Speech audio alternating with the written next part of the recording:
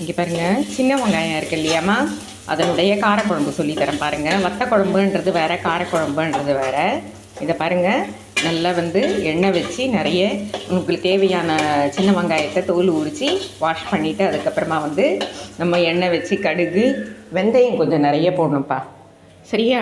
கொஞ்சம் வெந்தயம் நிறைய போட்டுட்டு அதுக்கப்புறமா பெருங்காயத்தூள் போட்டு கருவேப்பிலை போட்டு காஞ்ச மிளகாய் கிள்ளி போட்டுட்டு அதை அப்படியே நல்லா கலர் மாறுற வரைக்கும் பொறுமையாக அப்படியே வதக்குங்க.